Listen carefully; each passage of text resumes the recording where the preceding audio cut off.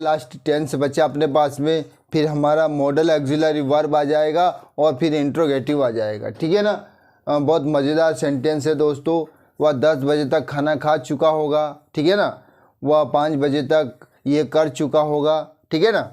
वह बना चुका होगा, वह खा चुका होगा, वह ले चुका होगा, चुकी होगी। ठीक है ना। लिया होगा, दिया होगा, गया होगा। इस प्रकार से हमारा आता है फ्यूचर परफेक्ट टेंस। कौन सा आता है? फ्यूचर परफेक्ट टेंस आता है दोस्तों। ठीक है ना। वह मकान बना चुका होगा, पुलिस जो आतंकवादी को पकड़ चुके होंगे, है ना। वह 10 बजे तक मकान की पेंट कर चुका होगा। इस प्रकार से हमारा वाक्य की संरचना रहेगी। ठीक है ना। और सबसे महत्वपूर्ण बात बताने जा रहा हूं दोस्तों, जो वॉइस में ख्याल रखने वाली बात क्या है वो देख लीजिएगा आप। बहुत मतलब ये मान के चलिए टू रिमेंबर है, ये बात टू रिमेंबर है। ठीक है ना। अगर ये हमारे दिमाग में आ गए ना, जैसे अपने पिछली क्लास में लगा था ना कि यार इसमें तो ऑब्जेक्ट लिखा ही नहीं हमने, है ना, वहीं तक रुक गए थे हम वर्ब की थर्ड फॉर्म तक। तो उसका नियम ये है और इसको ये याद रखने योग्य बात भी है दोस्तों कि पैसिव ऑब्जेक्ट के रूप में यदि इसे वन है, समवन है, नोबडी है ना, पीपल हैं, समबडी है, नो वन है, पुलिस है, पब्लिक है, अस है, देम है, etc मतलब इत्यादि, इतनी सारी चीज़ें हैं इसके रूप में, पैसिव ऑब्जेक्ट के रूप में। तो आपको क्या करना है, उसमें वाक्य का उनमें प्रयोग नहीं होगा। जब हम लास्ट में लिखते हैं ना ऑब्जेक्ट, पैसिव ऑब्जेक्ट जब लिखते हैं ना, तो वहाँ पर इनका ज़रूरत नहीं पड़ती है। वर्ब की थर्ड फॉर्म लास्ट है, बाय वगैरह नहीं लिखना पड़ता है ना। और हमारा पैसिव बन जाता है। वैसे अपन जैसे बाय वन लिखें, वन नहीं लिख सकते हैं भले से, है ना। बाय सम वन भी नहीं लिखेंगे तो भी चलेगा, बाय नोबडी भी नहीं लिखेंगे चलेगा, पीपल भी लिखेंगे तो नहीं चलेगा, मतलब इतनी सारी चीज़ें नहीं लिखेंगे तो भी चलेगा, हमारा पैसिव कंप्लीट माना जाएगा। तो ये टू रिमेंबर है दोस्तों, हर वॉइस के लिए लागू होता है नियम, है ना। जितने भी हमारे आर्ट के बनते हैं ना, आर्टों के लिए नियम लागू होता है। मतलब सभी एक्टिव और पैसिव वॉइस में ये खास विशेष है, याद रखने योग्य बातें हैं दोस्तों, जो कभी नहीं भूलना है कि ये इतनी सारी चीज़ें हैं ना पैसिव ऑब्जेक्ट के रूप में, जैसे one, someone, nobody, people, somebody, no one, police, public, us, them, ये जो है ना, तो वाक्य में प्रयोग मत कीजिए आप, कोई दिक्कत नहीं है, तब भी हमारा पैसिव माना जाएगा। ठीक है ना। ये याद रखना दोस्तों, बहुत महत्वपूर्ण बातें हैं। ये हो सकता है किसी ने बताया या नहीं बताया होगा, पर हम बता रहे हैं कि ये नहीं माना जाएगा, है ना। वाक्य में कोई दिक्कत नहीं रहेगी, फिर बाय के बाद ये नहीं लिखना है, हमारा वाक्य पूरा माना जाएगा। ठीक, तो ठीक है दोस्तों, अब मैं इनको क्लीन कर दूँ। आ गया है ना आपको समझ में अच्छे से? चलो ठीक है। अब आता है हमारा फ्यूचर परफेक्ट टेंस और लास्ट टेंस है दोस्तों। फिर अब हमारा नेक्स्ट क्लास में बहुत अच्छी चीज़ आ जाएगी दोस्तों, बहुत शानदार चीज़ आ जाएगी, है ना। तो ये हमारा सिंपल चीज़ थी, तो सिंपल चीज़ तो ख़त्म होने जा रही है। ठीक है ना। सिंपल तो क्या है यार, कोई सिंपल तो नहीं है, वैसे तो करते आ रहे हैं कुछ ना कुछ तो हम, तो इसलिए हमारे लिए थोड़ा सिंपल होगा। पर जब नेक्स्ट आएगी क्लास उसमें सिंपल नहीं रहेगा, थोड़ा सा लगेगा, वो भी सिंपल ही है। इंग्लिश क्या है, सिंपल ही है। यदि हम सिस्टमेटिक ढंग से स्ट्रक्चर वाइज पढ़ते हैं ना, तो सारी चीज़ सरल हो जाती है। मतलब कठिन कौन चीज़ होती है, कौन चीज़ होती है कठिन? जो चीज़ हम नहीं पढ़ा है, हम देखा नहीं है ना, कि कभी भी नहीं देखा है, वो कठिन है, चाहे वो कितना भी सरल हो। और जो चीज़ हमने कभी देखा नहीं, जो देख रहे हैं, जो रात दिन देख रहे हैं, डे नाइट हम उसी चीज़ को देखते आ रहे हैं ना, तो वो हमारे लिए सरल है। यदि जिसको हमने देखा ही नहीं है, वो बहुत सरल से सरल है, पर वो हमारे लिए कठिन होएगी। ठीक, तो सबसे पहले फर्स्ट सेंटेंस पे आ जाते हैं। द पुलिस विल हैव देख लीजिएगा, परफेक्ट का है ना। फ्यूचर परफेक्ट टेंस का क्या संरचना है, पहले उसको देख लीजिएगा आप। सबसे पहले है हमारा क्या है एक्टिव वॉइस में, सब्जेक्ट है हमारा। सब्जेक्ट के बाद में विल रहेगा या शैल रहेगा। उसके बाद में याद रखना दोस्तों हैव रहेगा, है ना। हैव रहेगा, विल रहेगा तो हैव रहेगा, शैल रहेगा तो भी हैव रहेगा। और फिर क्या हो जाता है, वर्ब का थर्ड फॉर्म, क्योंकि परफेक्ट है ना। और फिर क्या हो जाएगा, ऑब्जेक्ट लिख देंगे। और यदि अदर वर्ड भी है ना, तो अदर वर्ड लिख देंगे। बोला था ना, अदर वर्ड का जगह निश्चित है, फिक्स है, उसको इधर उधर नहीं भगा सकते हैं हम, ठीक। तो ये हमारा एक्टिव वॉइस का हुआ फ्यूचर परफेक्ट टेंस का। अब पैसिव में कैसे करेंगे? पैसिव में देख लीजिएगा, सबसे पहले ऑब्जेक्ट लिखेंगे, जो क्या बोलते हैं हम, पैसिव सब्जेक्ट बोलते हैं उसको, ठीक है ना। उसके बाद में या तो विल, ध्यान से देख लीजिएगा आप, या तो विल या शैल, हैव और बीन, ठीक। ये याद रखना, इसमें क्या आ गया नई चीज़, बीन आ गया दोस्तों। विल हैव शैल हैव तो परफेक्ट का ही फार्मूला है, उसमें एक चीज़ नई आ गई है, बीन, ठीक है ना। उसके बाद में क्या करते हैं, वर्ब का थर्ड फॉर्म लिखते हैं, और फिर हम बाय लिखते हैं और सब्जेक्ट लिखते हैं। और किस किस चीज़ों के नहीं लिखा जाता है इधर, तो कोई दिक्कत नहीं, अभी बता चुका हूँ मैं, ठीक है ना। बाय के बाद सब्जेक्ट, भले से ये चीज़, ये पोर्शन वहाँ हट जाता है, जो चीज़ें हमने अभी बताया ना, अगर वो चीज़ें आई तो उसको नहीं लिख सकते, बस यहीं तक में हमारा पैसिव कंप्लीट माना जाएगा। समझ लीजिए दोस्तों, अच्छे से समझ लीजिएगा। आपको लास्ट क्लास भी है हमारा, मतलब टेंस के जो सामान्य सीखते आ रहे हैं उनकी, फिर हमारा ऑक्सिलरी वर्ब है, इंट्रोगेटिव है, इम्पेरेटिव, ऑप्टेटिव, बहुत सारी क्लासेस इंतज़ार कर रही है हमारा। कह रही है आजा रे माही तेरा रास्ता वो देख दिया, मतलब इस प्रकार से हमारा रास्ता देख रही है नेक्स्ट क्लासेस, ठीक है। तो इसलिए लास्ट क्लास है तो इंतज़ार कर रही हैं नेक्स्ट क्लास, तो उनका इंतज़ार भी ख़त्म हो जाएगा और हमारी नेक्स्ट क्लासेस भी चल जाएगी, ठीक है ना। तो क्लीन कर दूं क्या मैं इसको? चलो ठीक है।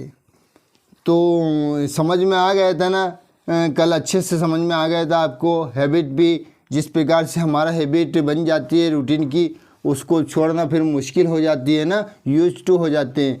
इस प्रकार से ध्यान से देख लेना है आपको। फर्स्ट सेंटेंस पे आ जाते हैं, the police will have caught the terrorist. Police आतंकवादी को पकड़ चुकी होगी, है ना, आतंकवादी को पकड़ चुकी होगी या पकड़ लिया होगा, ठीक है। ये दोनों चीज़ बोल सकते हैं। तो इसमें पता भी है हमको क्या सब्जेक्ट है, क्या वर्ब है, क्या ऑब्जेक्ट है। तो हम बनाते हैं हमारे स्ट्रक्चर के आधार पे। सबसे पहले हम द टेररिस्ट क्या लिखते हैं, इसको लिखते हैं आतंक का दूसरा नाम बाबू भाई। एक मूवी में एक डायलॉग था, आतंक का दूसरा नाम बाबू भाई, कोई सा डायलॉग था किसी मूवी का। द टेररिस्ट पहले क्या लिखेंगे हम, द टेररिस्ट, द टेररिस्ट। और इसके बाद में ऑक्सिलरी वर्ब क्या है, विल, हैव और दोस्तों बीन, ठीक है ना, विल हैव बीन। बस कोई कठिनाई नहीं है, बस इसको ध्यान में रह गया हमारे, तो आगे की क्या दिक्कत है। अब वर्ब का थर्ड फॉर्म लिख लो, इसमें ऑलरेडी वर्ब का थर्ड फॉर्म होता ही है ना, कोई अलग से लिखने का ज़रूरत नहीं है ना। The terrorist will have been caught by the police, police, ठीक। समझ में आ गए ना फ्यूचर परफेक्ट टेंस, क्योंकि फ्यूचर कंटिन्यूअस के तो बनते ही नहीं है ना। वो एक ऐसा बोलते हैं ना कि एक गांव में 3 कुम्हार आए, 2 अंधे थे, तीसरे को सूझता ही नहीं था। मतलब क्या हुआ, उन्होंने बनाए 3 घड़े। क्या बनाए, 3 घड़े, 2 कच्चे थे, तीसरा पकता ही नहीं था, ठीक है ना। फिर उनको गांव वालों ने दिए 3 पैसे, 2 खोटे थे और तीसरा चलता ही नहीं था। इस प्रकार से, ठीक है ना। The terrorist will have been caught by the police, आतंकवादी पुलिस के द्वारा पकड़ा जा चुका होगा। चुका है ये नहीं है, भविष्य की बात कर रहे हैं ना, कि पकड़ा जा चुका होगा, ये किया जा चुका होगा, वो होगा, हो चुका होगा, इस प्रकार से, ठीक। अब नेक्स्ट देख लीजिए, the chemist will have close the show by 10 o'clock, है ना। The chemist will have close the show by 10 o'clock। Chemistry क्यों बोला है, मर्चेंट क्यों नहीं बोला, व्यापारी क्यों नहीं बोला? क्यों नहीं, क्योंकि जो हर चीज़ का, हर प्रोफेशन का एक फिक्स होता है ना। किराना व्यापारी को किराना व्यापारी तो बोलेंगे ना, जो सामान शक्कर, तेल, गुड़, चीनी रखता है, और उसको कोई मेडिकल शॉप वाला तो नहीं बोलेंगे। और यदि मेडिकल जो चलाता है उनको दुकानदार नहीं बोल सकते, बनिया नहीं बोल सकते, क्योंकि उनका प्रोफेशन अलग है। तो यहाँ जो केमिस्ट है, जो मेडिकल वाले जो है ना, वो जो सेट होता है मेडिकल का, तो तो उसको हम केमिस्ट बोलते हैं, ना कि दुकानदार बोलते कि ले भैया, या फिर किसी किराना दुकान पे जाकर के दे ये दवाई दे दे, है ना, या फिर वहाँ किसी दुकान पे जाकर के मेडिकल पे जाकर बोल दे ये 1 किलो शक्कर दे दे, चाय की पत्ती दे दे। संभव है क्या? नहीं ना। हर प्रोफेशन का अलग अलग रूल्स होते हैं, अलग अलग सामग्री होती है, उसी हिसाब से वो रखते हैं वो। बाकी हाँ, उस लाइन में जितनी भी सामग्री चाहिए होती है वो सारी अवेलेबल होगी। अब द केमिस्ट बोल रहे हैं ना हम, तो केमिस्ट समझ लीजिएगा आपके दवाई गोली वाला होगा वहाँ की जगह। तो the chemist will have closed the shop by 10 o'clock। Chemist है ना, रसायनज्ञ ऐसे बोलते हैं, रसायनज्ञ इस तरह से बोलते हैं। केमिस्ट 10 बजे तक दुकान बंद कर चुका होगा। 10 बजे तक दुकान बंद कर चुका होगा, मतलब ये अदर वर्ड भी आए। इतना है, आपको ऐसा नहीं लगना कि अरे यार ये तो फ्यूचर परफेक्ट कंटिन्यूस का है ना, पर नहीं, ऐसा यहाँ तो बाई भी आया। कभी इस प्रकार का सेंटेंस आए ना, आपको कितना कन्फ्यूजन होगा, बहुत कन्फ्यूजन होगा कि यार बाई तो यही आया, ये तो एक्टिव तो दिख नहीं रहा हमको, पैसिव दिख रहा है। एक्टिव क्यों नहीं दिख रहा भैया? देखो ना, सब्जेक्ट के द्वारा काम हो रहा है, क्योंकि एक्टिव का मतलब क्या होता है? कृत्यवाची। तो कृत्यवाची मतलब उसका कृत्यवाची मतलब कृत्य करता ही तो कर रहा है ना इस काम को, है ना। इसीलिए ये यहाँ कुछ भी आए उस पर ध्यान मत दो। वहाँ देखिए आप सबसे पहले सब्जेक्ट है ना, कृत्यवाच्य है मतलब एक्टिव वॉइस से। पैसिव वॉइस कर्मवाच्य होगा। कर्मवाच्य मतलब ये दुकान वगैरह अगर पहले आ जाती होती तो हमें लगता है कि कर्मवाच्य है। तो सबसे पहले आइडेंटिफाई करना हो ना, कभी ऐसा लगता है इस प्रकार का सेंटेंस आए, आपको कन्फ्यूजन हो कि यार ये तो पैसिव में बाय आया हुआ है ना। वो आप क्या करते हैं, आजकल बहुत कम समय भी होता है और बहुत फास्ट दुनिया हो गई है, बहुत फास्ट दुनिया हो गई है दोस्तों। कौन देखे पूरा, कौन जाए उधर, इधर बाय देख लिया मतलब पैसिव में, अरे ये तो आ गया ऐसा ऑलरेडी, ऐसा कैसे ही लिख दे यार, इसमें क्या बदलना, ऐसा नहीं है ना। तो बाय इसका मतलब नहीं कि बाय पैसिव का ही आया हुआ है, हो सकता है कोई कारण से आया हुआ, उस वाक्य में कुछ कहना चाह रहे हो, उस वाक्य की संरचना बताने के लिए आया हुआ, तो ये ध्यान रखना, ये अदर वर्ड है ना। तो देख लीजिएगा। अब इस पे हमें ऑब्जेक्ट देखना है, पैसिव सब्जेक्ट जिसे बोलते हैं। तो द शॉप लिखेंगे, द शॉप लिखा, ठीक है ना। Will have been. अच्छा, अब क्या है, वर्ब का third form closed, already third form ही है उसमें भी, ठीक है ना, क्लोज्ड। अब आता है बाय द केमिस्ट, ये है हमारा पैसिव का बाय, ठीक है ना। अभी ये तो है तक है ना, ऐसे बोलने में आएगा वो वाला है, बाय 10 o'clock। ठीक, अब देखिए, chemist will have close the shop by 10 o'clock। Chemist 10 बजे तक दुकान बंद कर चुका होगा। The shop will have been closed by the chemist by 10 o'clock। देखिए अदर वर्ड है, उसकी जगह ही नियत है ना। तो जैसे दुकान केमिस्ट के द्वारा 10 बजे तक बंद कर चुका होगा, बंद हो चुकी होगी, इस प्रकार से बोल सकते। ठीक, नेक्स्ट देख लीजिएगा। They will have painted the whole house by 2 o'clock। ये यहाँ भी लगा आपको, इसलिए हमने इसलिए लिखा इनको दोस्तों कि आपको कन्फ्यूजन नहीं होगा।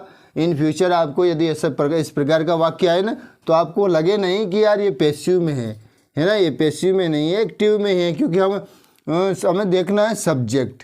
यदि सब्जेक्ट के द्वारा कोई कार्य चल रहा है ना, तो वो तो एक्टिव में रहेगा।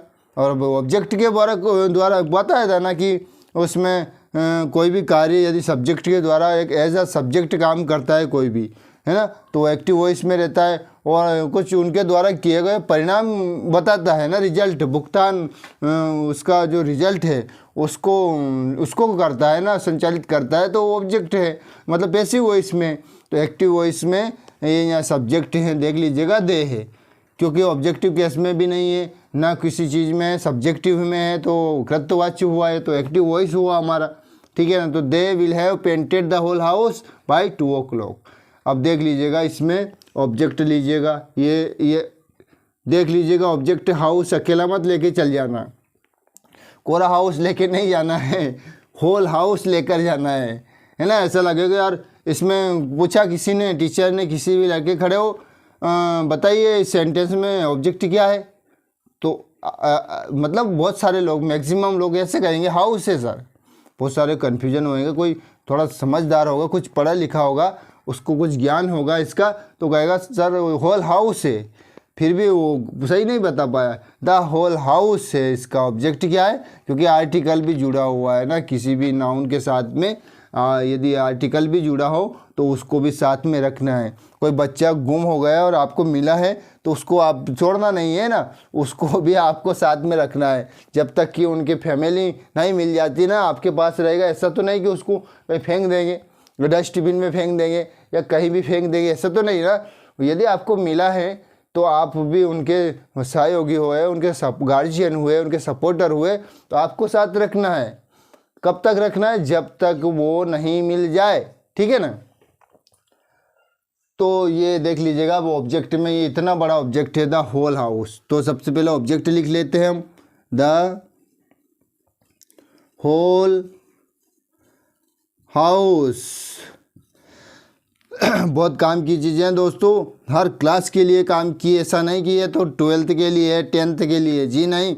9th 8th 9th 10th 11th 12th first year है ना, first year, second year, final, मतलब ग्रेजुएशन, पोस्ट ग्रेजुएशन और all kinds of competition exams. किसी भी प्रकार की कंपटीशन एग्ज़ाम हो दोस्तों। रही बात हमारी, कभी ऐसा लगेगा कि यार इतना अच्छा तो इंग्लिश पढ़ा दिया है, ये तो कभी गवर्नमेंट जॉब किया नहीं, ऐसा कभी सोच में आ जाए, आपको लगे ऐसा, अभी ऐसा लगे आपको कि यार ये सरकारी क्यों नहीं हुआ, है ना। तो मैं एक्सप्लेन कर देता हूँ, ठीक है दोस्तों, आई एक्सप्लेन। क्यों नहीं लगा, क्योंकि मेरी जो इकोनॉमिक आर्थिक सिचुएशन कंडीशन अच्छी नहीं थी, हम बीएड टाइम से नहीं कर पाया, है ना, इसलिए लगा। नहीं तो हर कंपटीशन एग्ज़ाम में जितना भी एग्ज़ाम हुआ है हम क्वालिफाई हुआ हूँ। पर अब क्या है ना, अब तो निकल गई है ना, सब समय ही निकल गया। बल्कि इसीलिए नहीं लगाऊँ, इसलिए नहीं लगाऊँ कि मैं टैलेंटेड नहीं था, मैं टैलेंटेड नहीं था इसलिए नहीं, मतलब ये टैलेंटेड था, 100% था, but I have no money that time, है ना। I had no money that time, now I have. But पहले की बात बता रहा हूँ मैं, ना, इसलिए आपको आपकी थिंकिंग हो सकता है ऐसा कि यार ये तो लगा नहीं, तो आपका मैं आज क्लियर कर दिया कि मैं इसलिए नहीं लग पाया क्योंकि I had no money, that's the reason, ठीक है। आगे बढ़ते, the whole house will have, the whole house will have been, क्या लिखना है, बीन नहीं बोलना है। अब देखिए, ये तो हो गया अपना ऑब्जेक्ट, ये हेल्पिंग वर्ब हो गया। अब हमारा मेन वर्ब क्या है, मेन वर्ब क्या है अपना, पेंट, पेंटेड, ऑलरेडी पेंटेड है ही। अब बाय देम, बाय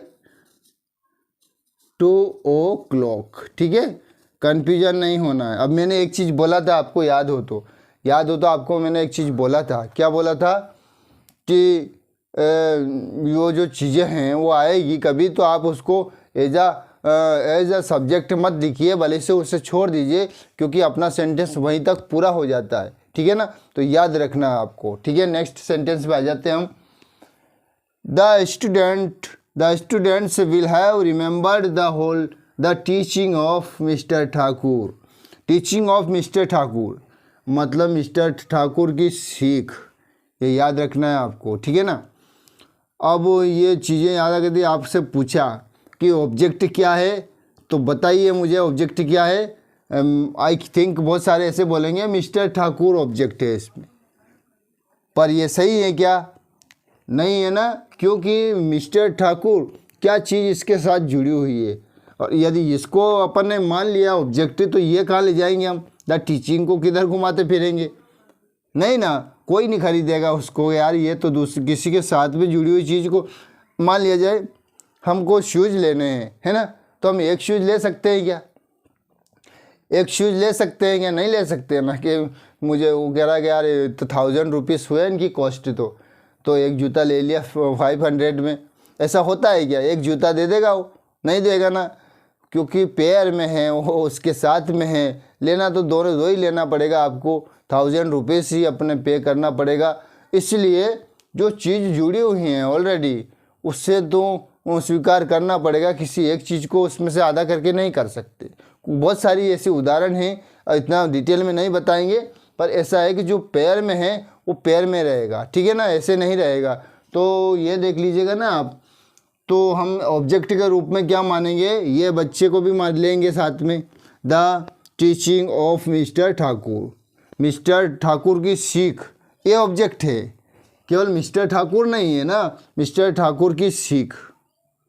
आगे बढ़ते हैं, ऑब्जेक्ट लिखते हैं सबसे पहले, मिस्टर द टीचिंग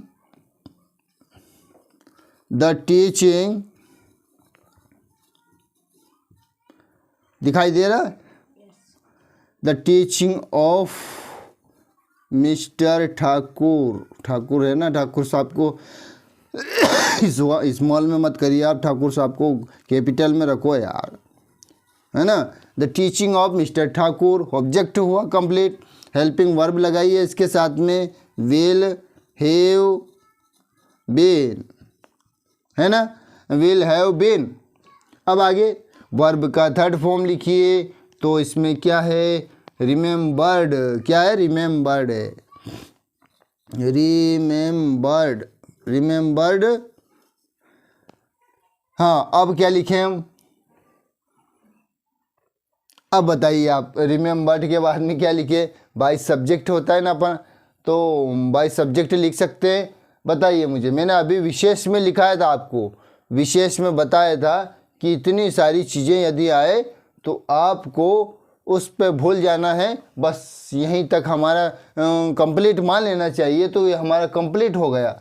ये the teaching of mister Thakur will have been remembered, ये हमारा कंप्लीट हो गया। कौन सा, इस सेंटेंस का पैसिव वॉइस कंप्लीट हो गया।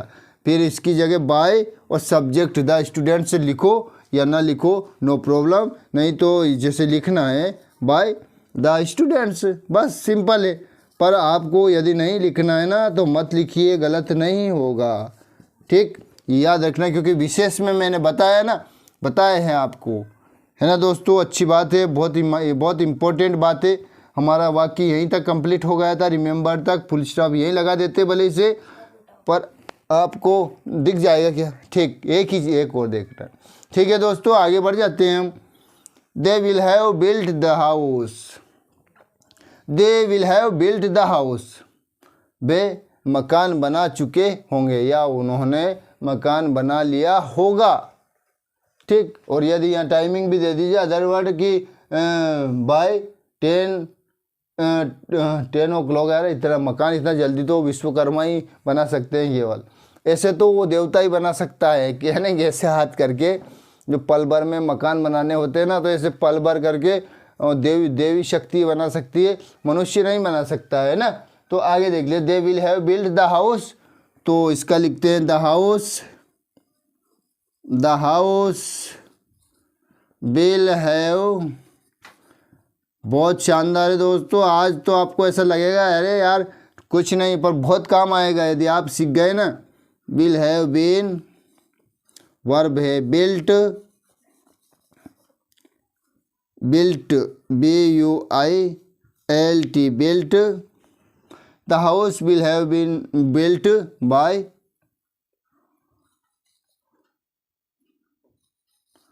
हाँ ये आ गए ना अपना एक और उदाहरण, बाय देम, ये है ना। हमारा सेंटेंस पैसिव यहीं तक कंप्लीट हो गया था, भले से यहीं तक कंप्लीट हो गया, भले से हम लिखे ना लिखे नो प्रॉब्लम, क्योंकि रूल्स में पहले ही बता दिया था हमने कि वॉइस से एक्टिव वॉइस से पैसिव वॉइस में यदि कन्वर्ट करते हैं और ये सारी चीज़ें आती हैं पैसिव सब्जेक्ट के रूप में, तो हमें उसको नहीं लिखना है, भले इसको छोड़ दीजिएगा। तो हमारा पैसिव यहीं तक कंप्लीट हो गया, भले इसको ना लिखो नो प्रॉब्लम, कोई दिक्कत नहीं, हमारा पैसिव कंप्लीट है, एकदम कंप्लीट है। हाँ, फुल स्टॉप नहीं लगाया तो गलत है, पर एकदम कंप्लीट है दोस्तों। और ये द स्टूडेंट की जगह हमने इतना लिखा, भले से इसको मत लिखो, ये भी तब भी कंप्लीट है, ठीक है। अब आपको समझ में आया होगा, है ना, अगर आया होगा तो please subscribe my channel, likes comments करना ना भूले यार, कर दीजिए, अब तो कर दीजिए ना, हम और इतना मेहनत करें ना। तो कुछ चीज़ें याद रखने वाली बात मैं एक बार और बता देता हूँ आपको, क्या क्या याद रखना है। यदि हमारा पैसिव ऑब्जेक्ट मतलब पैसिव ऑब्जेक्ट के रूप में वन है, सम वन है ना, या तो वन है, सम वन है, नो बडी है, पीपल है, समबडी है, नो वन है, पुलिस है, पब्लिक है, अस है और देम है। अगर ये चीज़ें आए ना तो इनका प्रयोग नहीं होता है। ठीक ठीक, आजा रे माही तेरा रस्ता ओढ़े दिया, इस प्रकार से। ठीक है, आगे क्लास इंतज़ार कर रही है हमारी। The next class is waiting for me, है ना, कर रही हैं वो, तो हम वहाँ तक पहुँचेंगे अब बहुत जल्दी। अब मॉडल एक्सिलरी वर्ब वगैरह जो भी आएगा हम नेक्स्ट क्लास में देखेंगे। Thanks for watching me, thanks for listening me, thank you very much.